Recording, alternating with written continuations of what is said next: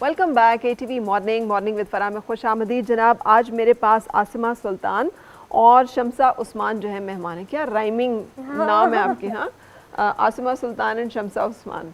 अच्छा जी, अब मुझे बताइएगा क्या क्या कुछ किसने बनाया है, अगर मैं पहले आपसे आसिमा दरख्वास्त करूँ। अच्छा जी, मैं एक्चुअली हर चीज़ पे हाथ साफ़ करती हूँ तो मेरी आदत है कि हर चीज़ को एक्सप्लोर करना। तो मैंने बहुत सारे मतलब मिक्स मीडिया आप जिसको कह सकते हैं, बहुत सारी चीज़ें हैं फर्नीचर आर्ट के साथ। फर्नीचर आर्ट में मेरे ये टेबल्स हैं, आप ट्रेस भी देख सकते हैं। ये तीनों टेबल्स आपने बनाए हुए हैं? नहीं, वो रेजिन वाला जो है वो शम्सा का है। ठीक है। और ये जो ये वुड वाले हैं ये मेरे हैं दोनों। मैं हमेशा ना इन टेबल्स को देख के सबको बताती हूँ कि मुझे इन टेबल्स से ना अपना पहला बचपन का टीवी याद आ जाता है। जब हमने आंख खोली तो इस तरह के टांगों वाला टीवी होता था, तो शिबा का होता था और आगे उसके जो है वो होता था। So we I am very nostalgic. हाँ, ये बिल्कुल ये बात सही है। मेरे एक्चुअली पीसेस बड़े होते हैं तो वो ऑब्वियसली मैं उठा के नहीं ला सकती थी, तो जो छोटे मेरे पास थे वो मैं ले आई।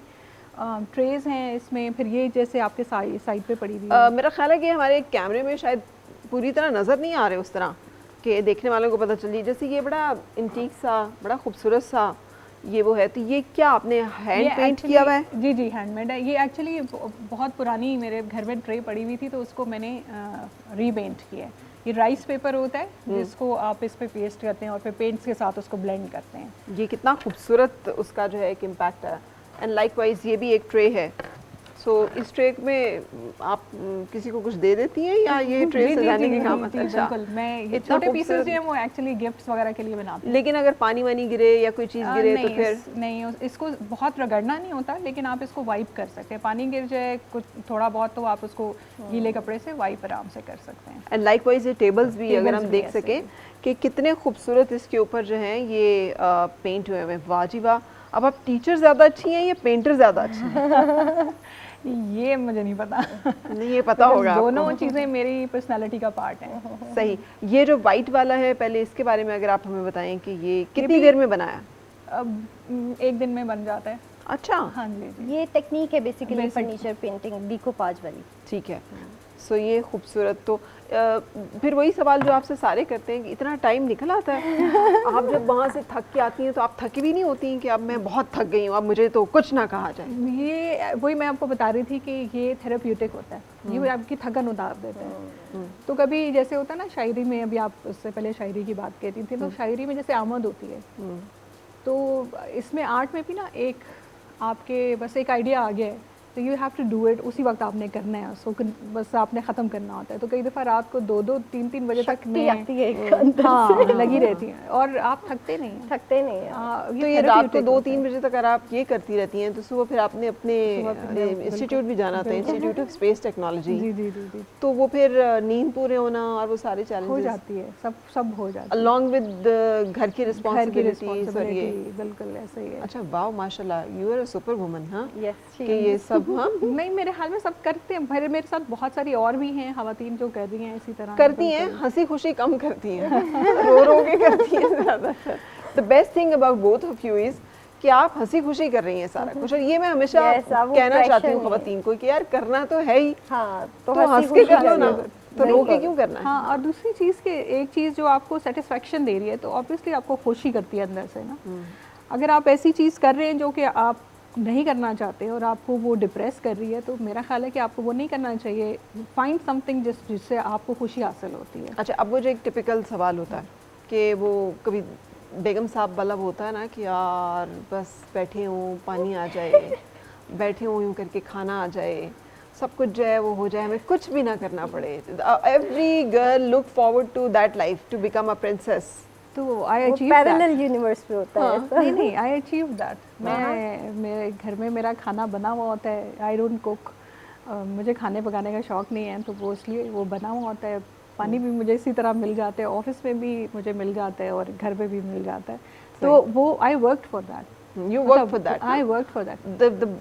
जिस ख्वाब की मैं बात कर रही हूँ उसमें कमाल ही होता है कि काम आपने नहीं करना, काम किसी और ने करना, ख्वाब आपका पूरा होना चाहिए। बिल्कुल बिल्कुल। आज भी बहुत सारी ख्वातीन इस फॉर्मूले को जीने की कोशिश करती हैं, काम कोई और करेगा, मगर ख्वाब हमारे पूरे। असल में ख्वाब पूरे करने के लिए आपको काम करना पड़ता है ना, ये नहीं वो अचीव करने के लिए आपको कुछ तो करना पड़ता है, तो वो अचीव हो जाता है। बिल्कुल, आप जो गोल आप सेट करते हैं वो अचीव हो जाता है। आई बिलीव इन दैट, लेकिन कुछ तो करना पड़ेगा आपको। और जैसे आपने वो कहा ना कि खुश नहीं होते लोग, रो रहे होते हैं अपने इसमें, तो फाइंड आउट समथिंग जिससे आपको खुशी मिल रही है। अब मेरी जॉब थी वो बहुत टायरिंग हो गई थी, तो फिर मैंने उसके साथ फिर ये मुझे अब ये खुशी देती है। फिर इसके साथ ट्रैवलिंग जो है वो मुझे आई रियली एंजॉय दैट।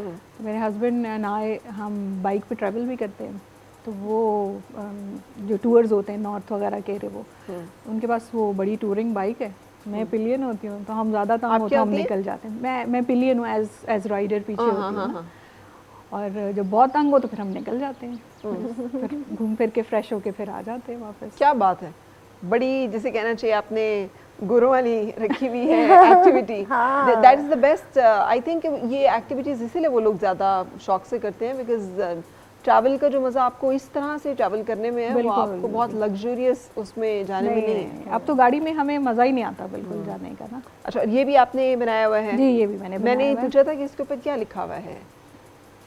इसके ऊपर फारसी है। इसका मतलब ये है कि जो मेरा जो ख्याल है वो ऐसा ख्याल है कि मुझे दुनिया भुला देता है, लाइक जिसका जो जिसके बारे में मैं सोचती हूँ, तो ये वो इसका ये मतलब है। बहुत खूबसूरत है ये भी। It's also a beautiful thing. ये क्या क्या कुछ हुआ हुआ है इसमें राइस पेपर भी हुआ हुआ है, इसमें स्टेंसलिंग हुई है, रेस्ड स्टेंसलिंग हुई है, और इस पे ये कटआउट्स हैं, और उसके ऊपर फिर ये गोल्ड फॉइल जिल्डिंग हुई हुई है। और क्या अच्छा तस्वीर का एक तरीका है ना कि यू कैन कीप बिल्कुल ब्यूटिफाइड इस तरह से सारा कुछ करके। तो शादी वादी की अपनी पिक्चर्स भी या कोई भी अपनी खूबसूरत पिक्चर को आप इस तरह से और ज़्यादा एनहांस कर सकते हैं। एनी पिक्चर, आपके दिमाग में कोई भी आइडिया हो तो आप उसको कुछ भी क्रिएट कर सकते हैं इस तरह राइट। और ये पीछे एक घोड़ा भी है। जी, वैसे ये आप बहुत ज़्यादा रिलेट करती होंगी समहाउ घोड़े से। Free spirit. हाँ, free spirit maybe, yes probably. वो मुझे मेरी एक फ्रेंड थी, वो कहती है आप घोड़े बहुत ज़्यादा पेंट करती है।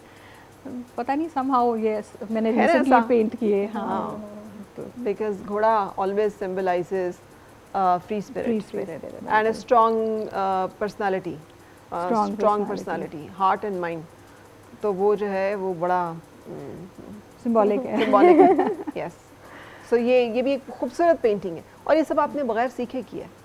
मेरे पास फाइन आर्ट्स थी बैचलर्स में ना, लेकिन बस उसको फिर किया नहीं। ऑब्वियसली शादी होगी, फिर बच्चे हो गए, फिर पहले बैचलर्स फाइन आर्ट्स में किया, देन मास्टर्स किसमें किया? 30 साल के बाद मास्टर किया? नहीं, मास्टर्स मैंने शादी से पहले कर लिया। शादी से हाफ शादी से पहले, और यानी पहले वो 2 पार्ट्स में हुआ करता था मेरे ज़माने में, तो वो मैंने जो था प्रीवियस पहले किया, फिर शादी होगी, फिर फाइनल ईयर उसके बाद किया, and I am a gold medallist. अच्छा, हाँ, उसमें मैंने पोजीशन ली थी उसमें। क्या बात है।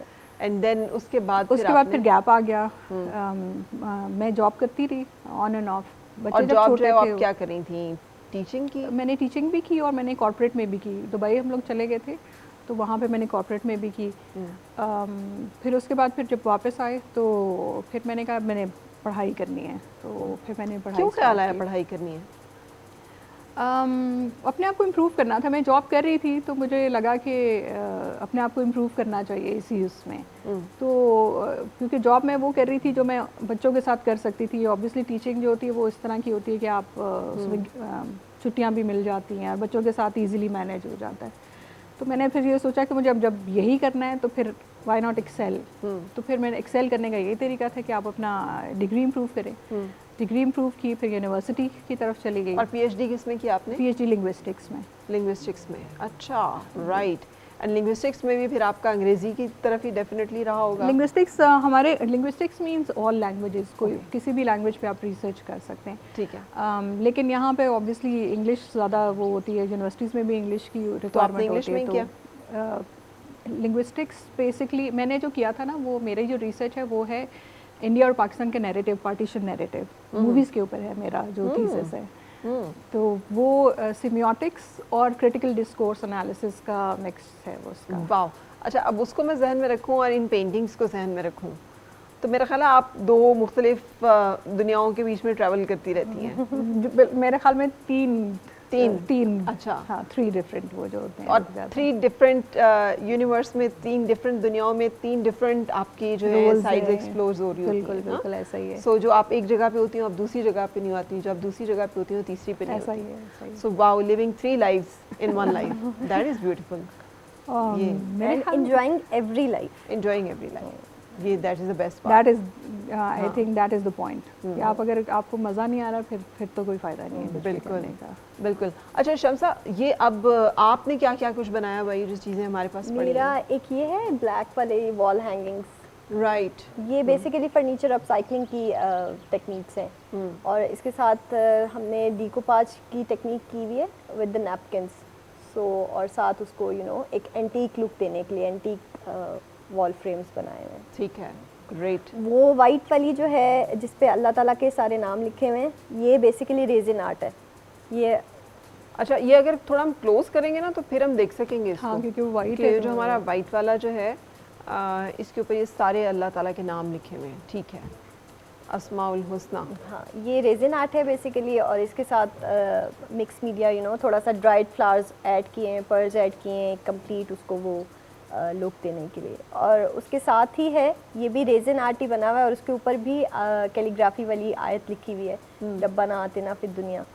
और ये भी पूरा रेजिन आर्ट से इस तरह ये बना हुआ है। बिल्कुल सही। और ये रेजिन आर्ट का एक छोटा सा और ये छोटू सा एक ये है टेबल, कि नन्ना मुन्ना सा एक टेबल भी पड़ा है।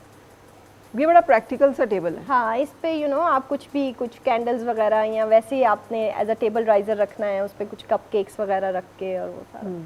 So, ये इसके है। ऊपर आपने इसी तरह फूल जो ये है, मैंने हैंड पेंट किया है और उसके ऊपर मैंने रेजिन का टॉप कोट किया है। रेजिन की एक फिनिश होती है ग्लास वाली, तो वो ऐसा लगता है कि जिस तरह ग्लास रखा हुआ है, लेकिन बेसिकली ये रेजिन आर्ट होता है। वो लाइक रेजिन का टॉप कोट हुआ हुआ है इसके ऊपर क्लियर। बिल्कुल सही। और ये जो दो पीछे पड़ी हैं पेंटिंग्स, ये आसमा की है। ये आसमा की है जी। सो आसमा, ये कैलीग्राफी में भी बड़ा खूबसूरत आपने बनाया हुआ नहीं है। ये एक्चुअली मैंने कैलीग्राफी नहीं की, ये भी वो राइस पेपर का है। ये बेसिकली राइस पेपर्स बेसिकली ये- डिफरेंट वो होते हैं डिजाइन्स के। राइस तो पेपर उसको आप कर यू कैन सकते हैं। Print anything on rice paper right. और उसको आप जो है वो कैनवस पे करके एंड देन ब्लेंडिंग उसकी वो सारी बट ब्लेंडिंग भी बहुत खूबसूरत है। और उसके साथ ये भी राइस पेपर के जी साथ ये बना भी हुआ राइस पेपर है। है। ब्यूटीफुल।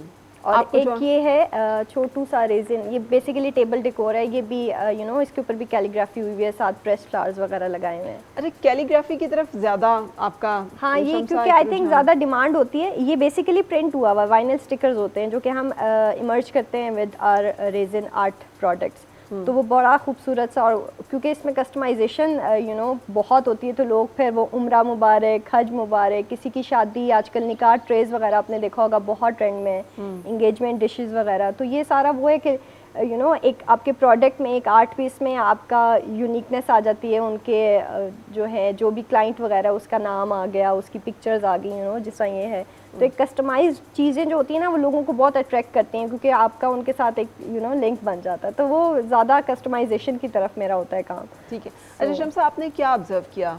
एक हाउस होल्ड मामा वो उतना ही प्यार करती है बच्चों को, ज़्यादा टाइम और तवज्जो होता है उसके पास देने के लिए, लेकिन जब आपने काम करना शुरू किया तो आपको अपने बच्चों में क्या उसका फ़र्क मुझे महसूस हुआ? फ़र्क ये लगा कि बेसिकली ये मदर की इनसाइड वर्ड होती है, एक इनर वर्ड होती है। जिस तरह मैं हमेशा ये कहती हूँ कि हमारे जो बच्चे हैं ना वो हैप्पी मॉम्स डिज़र्व करते हैं।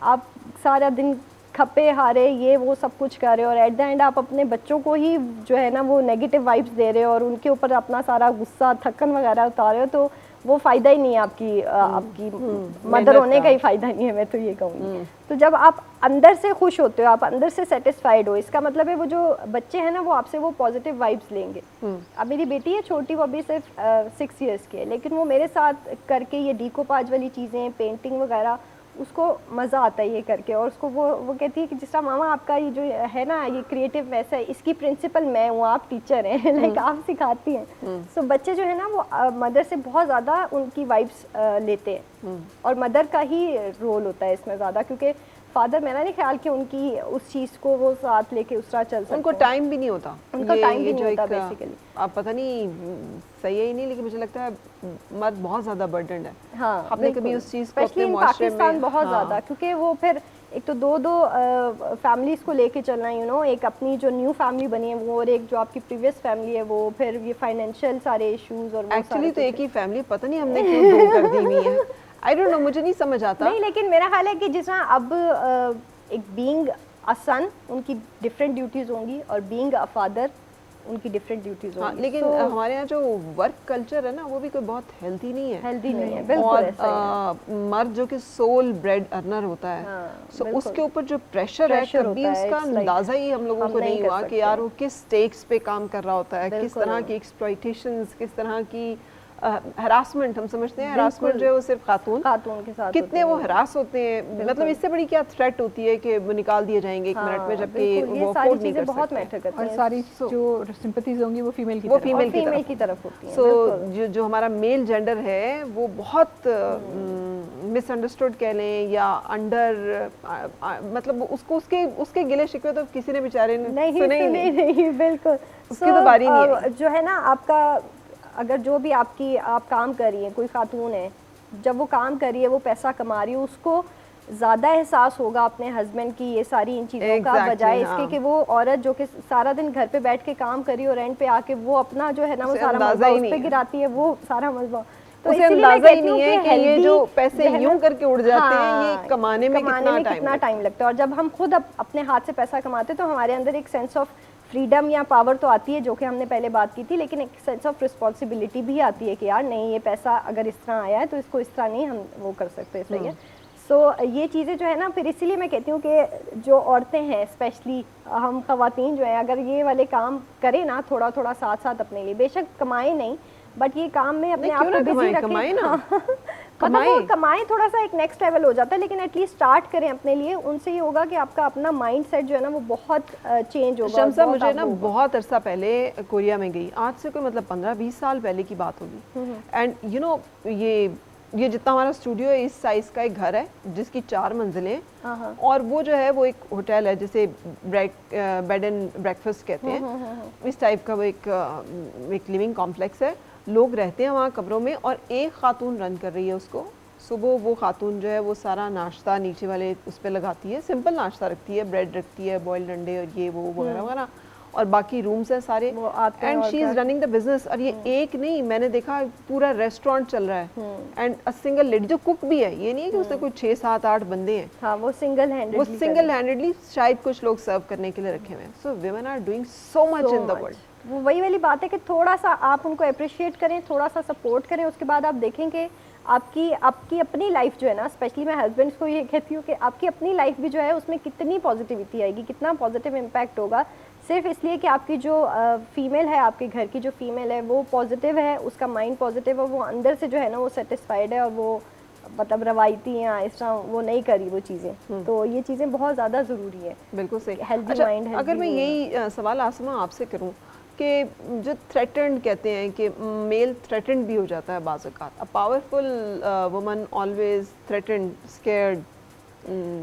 अ मैन यूजुअली, और ये वर्क प्लेस पे भी होता है, ये वर्क प्लेस पे बहुत ज़्यादा, घरों पे भी होता है, बहुत ज़्यादा होता है। अभी मैं, क्योंकि I am the only female HOD वहाँ पे अपने इंस्टीट्यूट में, तो ये मैंने बहुत देखा है कि लोग इनसिक्योर हो जाते हैं, तो वो आपसे बात करते हुए भी घबराते हैं, क्योंकि मुझे लगता है कि बहुत ज़्यादा, अगर आप देखें अपने इर्द गिर्द ही देख लें, तो बहुत ज़्यादा ख़वातीन जो हैं वो ना बोल सकती हैं मेल्स की कंपनी में, ना अपना पॉइंट ऑफ व्यू बता सकती हैं, और ना ही कोई अपनी बात मनवा सकती हैं। तो आप देखें बहुत वेरी फ्यू फीमेल्स होंगी जो कि ये कर सकते हैं, तो वो एक उन्होंने देखा नहीं होता इस तरह से कि ज़्यादातर मेल्स का ये एक्सपीरियंस नहीं होता कि उन्होंने इस तरह की फ़ीमेल्स देखी हो। तो आप देखेंगे कि बिहेवियर जो है ना, जो जिन्होंने ये देखी हो इस तरह की पावरफुल ख़वातीन और उनके साथ इंटरेक्ट किया हुआ, उनका बिल्कुल अलग होता है, और जिन्होंने नहीं देखी, उनका इंटरेक्शन नहीं होता, वो नहीं कर सकते,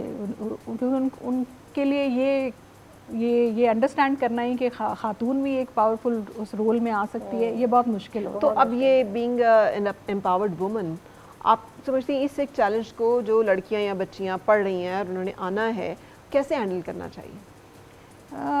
be yourself, be confident. Generally हमें लगता है कि शायद मेल्स जो हैं ना वो बहुत अक्लमंद होते हैं, उनको बहुत कुछ आता है, ये मतलब एक जनरल परसेप्शन होती है, लेकिन मुझे लगता है कि सब इंडिविजुअल्स होते हैं।